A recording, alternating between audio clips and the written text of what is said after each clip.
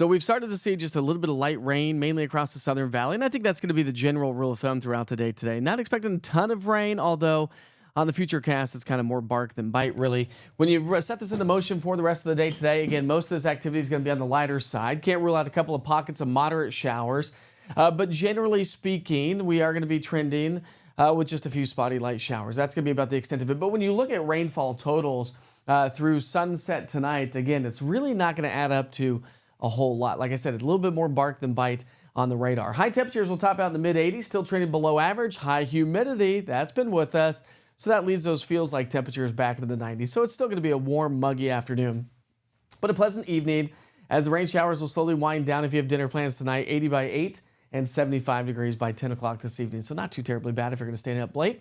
Now, as we get into our Saturday, let me just tell you that Saturday looks like it's going to be the best day of the weekend. We start off mild and muggy with temperatures in the 60s. And as we head through the day, we're likely not to see a whole lot of rainfall. So if you want to get off to the pools, the lakes, we're likely to see a little bit more sunshine than what we've seen over the last couple of days. Now, if you have plans to be in the national park and the higher elevations of East Tennessee, North Carolina, there is a better chance on Saturday for some showers and thunderstorms, mainly along the higher terrain.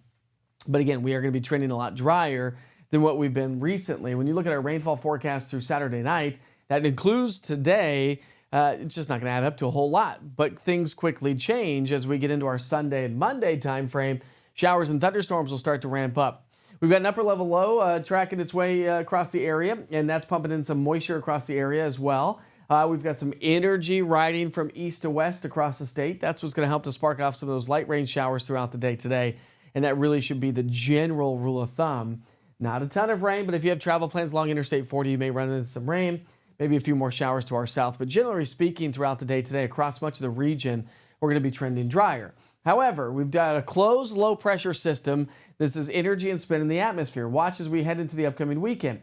That's going to track its way into the upper Midwest. A little bit of ridging takes place as we get into our Saturday. That's what's going to keep us on the dry side. But here comes that wave of energy as we get into Sunday, Monday, and that's going to spark off the rain. And that's why rain chances have increased Sunday, Monday, into Tuesday, and then start to fade away as we get into Wednesday, Thursday, and Friday of next week.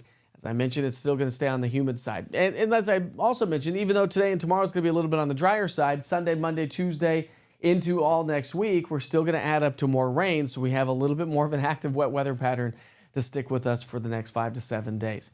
High humidity levels sticking with us as well. That means heat index levels are going to be climbing. Temperatures climb back closer to those seasonal averages, but those heat index values will be in the 90s to maybe even pushing close to 100 degrees as we get into the latter part of next week. And Climate Prediction Center is saying that as well. Listen, as we head through the latter part of the month into the first week to 2 weeks of August, we still may be trending above average. Doesn't say how far above average, just says above average. So we'll keep you posted on that.